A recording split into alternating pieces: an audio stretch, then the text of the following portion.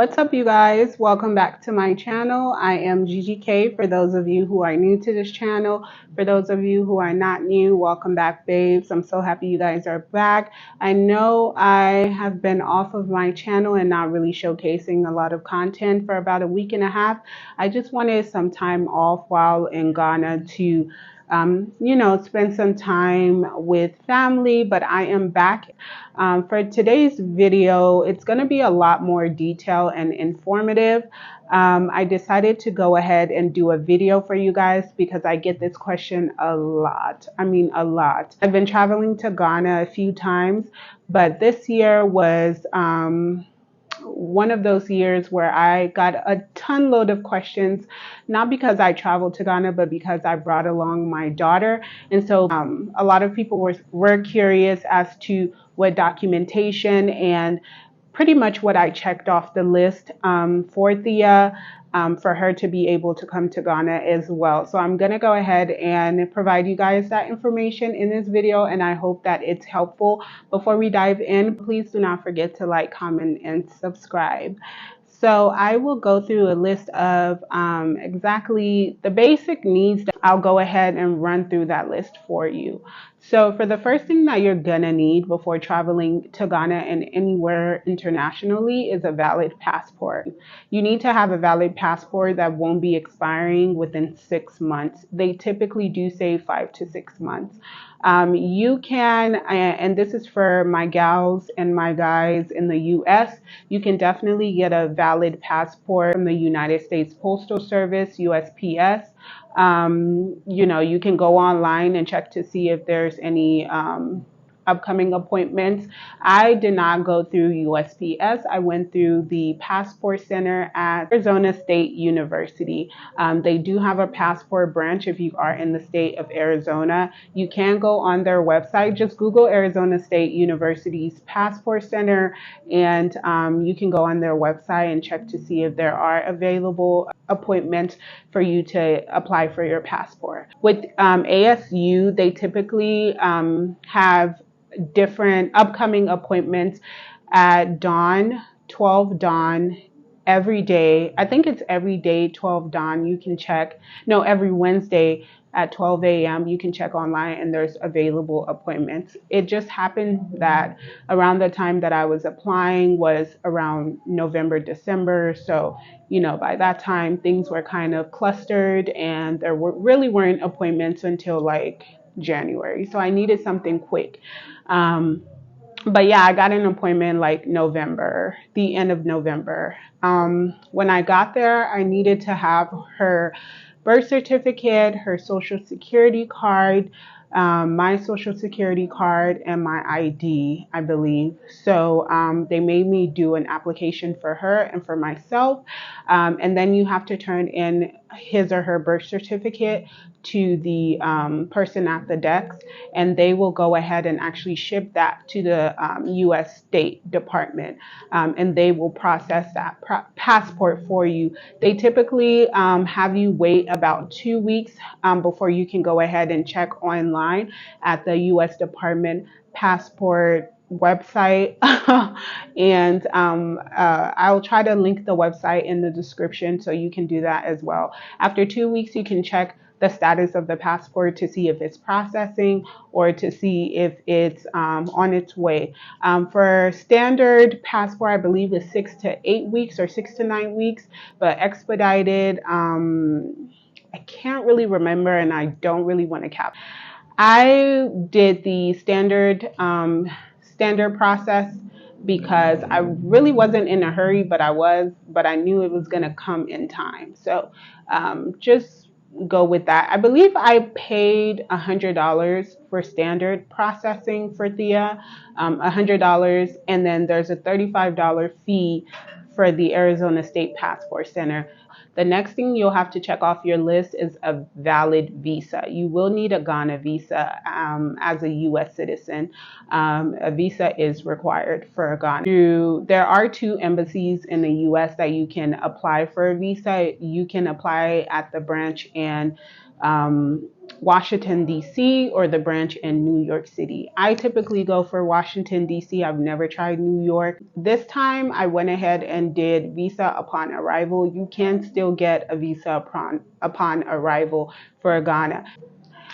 So they did ask me for my visa upon arrivals PDF on my way as soon as I got to the airport in Arizona, but they did not ask me while I was in Chicago. But when you do get to an international airport like Brussels, they will ask you for that, for your visa that was stamped on your passport, or for a copy of your approved visa upon arrival PDF. So you need to make sure you have that. Whoever you're going to be working with at the airport need to make sure they send that to you and that every information on that PDF is correct. So yeah, I did do visa upon arrival. I know that for a standard visa process, it takes about was it like 3 weeks, I would say. But for expedited, it does take about a week and a half. But I will link in Washington, D.C.'s and New York City's Ghana's embassy, so you can go ahead and just check that information. Now, the next thing you need to make sure that you do before you even purchase your ticket is to make sure that you have taken your yellow fever vaccine. It's mandatory that you get that yellow fever vaccine. I had to get a yellow fever vaccine for Thea because she was above 6 months. If your child is younger than 6 months, you do not have to get the yellow fever vaccine. As long as they're in that 6 months range, when they're coming to Ghana and leaving Ghana, you're good to go. But Thea was 9 months when we were coming to Ghana, so she needed to get her yellow fever vaccine. Her yellow fever vaccine was around $400. Yes, there's no discount for kids. They make you pay the same amount that you would pay for an adult. Yes, it was about around $400. It was like 360 or $70 plus like office, like different unnecessary fees.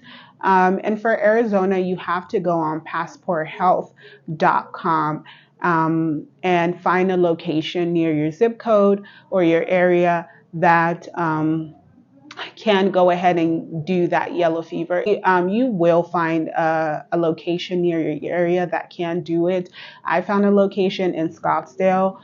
So it was really, it was like Scottsdale, Paradise Valley area. And the lady was really nice. They're typically nurses that have their own like practices or have their own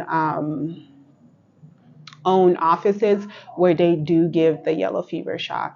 So yeah, you can do that there. And the nurse was so kind and so nice. If I find her information, I will go ahead and post it down below if you are in the Arizona area. But yeah, I had to pay about $400 for Thea's yellow fever. I got my yellow fever back in 2017, 2018. So it's valid for lifetime, I heard. I don't know really, honestly, because online it says like it's valid for 10 years and that's what they tell you, but I've been hearing that it's valid for a lifetime, so I'm not really sure. But yeah, so after you get your child's yellow fever shot, they'll just go ahead and provide you a yellow fever card, just certifying that you did, or he or she did get the vaccine on this day at this location, because they will check that at the airport when you get to Ghana. They will have to check your yellow fever vaccine. Now, I've heard from a friend that one of my friends told me that I think a few years ago when she came to Ghana, she did not know that she needed to get the yellow fever vaccine. And so when she got to the airport, they were like, "Can we see your yellow fever card?" And she was like, "I don't have it." And they told her that she could go to this area of the airport to get a yellow fever vaccine. So I'm not sure. Y'all could correct me if I'm wrong, but she said that she was able to get a yellow fever vaccine at the airport. I'm not sure if they'll still let you. I didn't really ask. I wanted to ask, but I think I forgot. But yeah, I'm not sure. I'm not telling you to not get it, but she was able to get her yellow fever vaccine for the low low. Look at Thea. Hi, Thea. Mwah.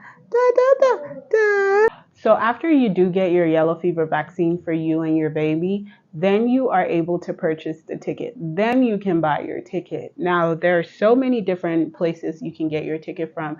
You can purchase your ticket directly from whatever airline, Delta, you can purchase it through United, or any international airlines. Like the common ones are Ethiopian Airline, Kenyan Airways. You can purchase from Brussels. You can get Qatar. There's so many options. Or you can get your ticket through a third party website like ASAP tickets, like I did. I purchased my tickets through ASAP tickets. I think they're a very professional third party website or company.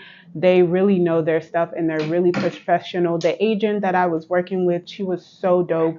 I forgot her name, but if I do find her information, I will post her direct number so you can go ahead.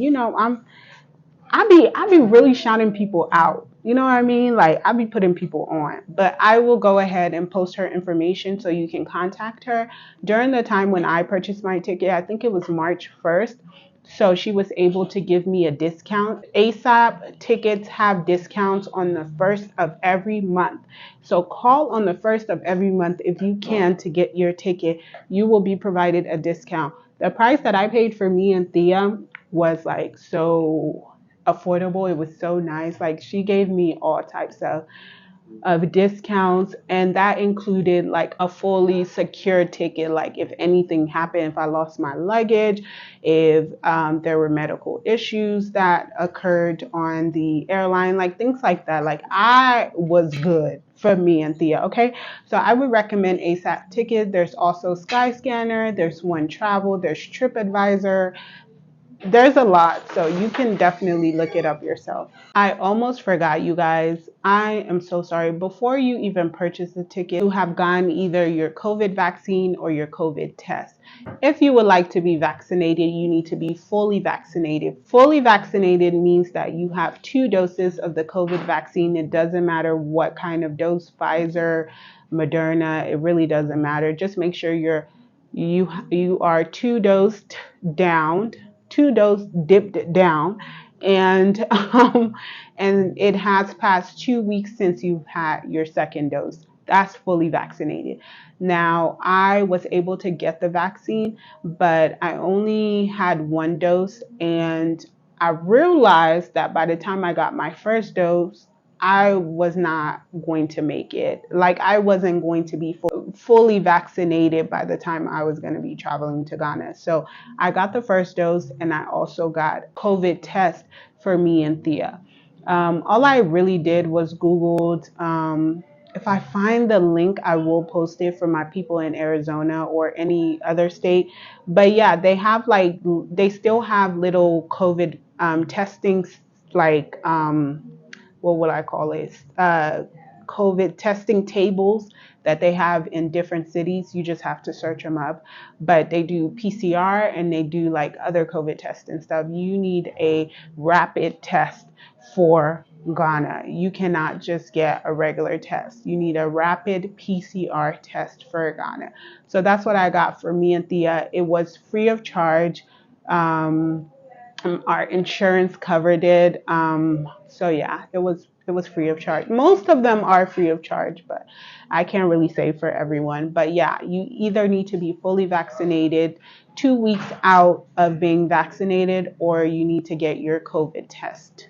And I believe it's 48 hours before your departure date. So once you have a valid passport, you have a valid Ghana visa, you are vaccinated fully with the COVID vaccine, or you've taken the COVID test 48 hours before your departure date, you have your yellow fever card and yellow fever vaccine, and you purchase your ticket, you are good to travel. Now, the little other accessories that you're going to need is you're gonna need like mosquito repellent. I'm just saying, just have it just in case. I know some people don't really need it. I didn't really need it, but I just had it for Thea. I made sure and got mosquito repellent for Thea. You can also get malaria pills. Yeah, I know when I did study abroad in 2018 at the University of Ghana, they made me get malaria pills. You can get those. I'm not really sure. I didn't get malaria pills this time, so I'm not really sure where you can get those, but you can get those. Um, and yeah, you should be good to go. Make sure that you get clothes, summertime clothes for my girls. Make sure it's a hot girl summer, because if you're coming December or summertime or anytime like that, girl, it's gonna be hot.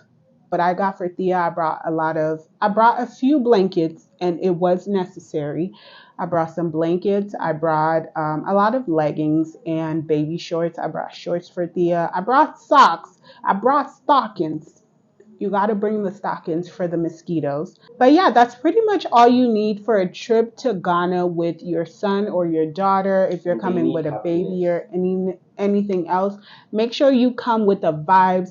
Don't come with any expectation if this will be your first time in Ghana, because you just never know, especially if you're new to the country, you never know what you're going to see, the culture shock, everything. So just come with a great attitude, positive attitude. Come knowing that the food will be good, okay? So come, because you're going to eat some good food. You're going to eat some good food. Thea is out here eating banku and tilapia. She's eating kenke. She's eating jollof rice and fried rice. Thea is having a good time, okay? So I know you're going to have a blast when you come to Ghana. I hope you love this video, because I had a good time informing you guys with this information. And you guys can DM me, message me, anything. I'm here for you guys. If you have any questions or want to know how my stay is going so far, I'm having a good time. But I'll see you guys in my next video. Thank you so much for liking this video, commenting on this video, subscribing to my channel. I love you guys so much, and I'll see you guys in my next video.